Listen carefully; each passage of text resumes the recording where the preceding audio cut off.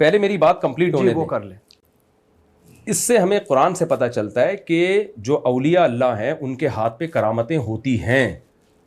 تخت سیکنڈ میں یہاں سے وہاں آ سکتا ہے, یہ اللہ کر رہا ہوتا ہے, وہ بزرگ نہیں کر رہے ہوتے. سیدہ مریم کو بغیر شوہر کے اولاد مل رہی ہے, یہ اللہ دے رہا ہے, سیدہ مریم نہیں, ان کو یہ طاقت اللہ نے نہیں دی ہے. تو یہ جو کرامات ہیں یہ نبی صلی اللہ علیہ وسلم کے بعد بھی قیامت تک جاری رہی ہیں.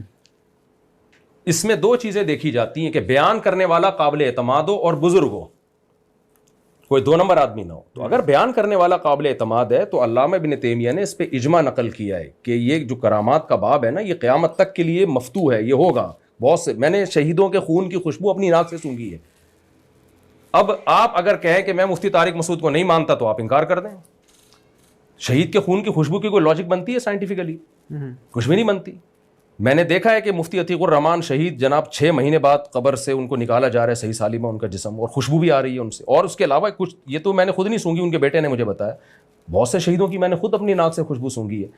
تو اب یہ جو ہو رہا ہے یہ سائنس کو ایک بہت بڑا چیلنج ہے. تو اگر کسی کو مجھ پہ اعتماد ہوگا کہ مفتی طارق مسعود جھوٹ نہیں بولتے تو وہ مان لے گا, اور اگر کوئی یہ سمجھتا ہے کہ مفتی صاحب نے پھینک دیے تو نہ مانے. اس کا اسلام کے بیسک عقیدوں سے کوئی تعلق نہیں ہے. تو یہ جو ارواح ثلاثہ میں مولوی تھانوی نے واقعہ نقل کر دیا, لے آیا, اگر کوئی کہتا ہے یہ غلط ہے تو بھی ہمیں کوئی اعتراض نہیں ہے. کوئی کہتا ہے نہیں یار جو بیان کرنے والے وہ ثقہ تھے تو بھی ہمیں کوئی اعتراض نہیں ہے. تو اس کا اسلام کے بیسک عقیدوں سے کوئی تعلق نہیں ہے. اور یہ محنت میں جو لکھا ہے نا قبر کا فیض والا مسئلہ, اس کا اس واقعے سے کوئی تعلق نہیں ہے.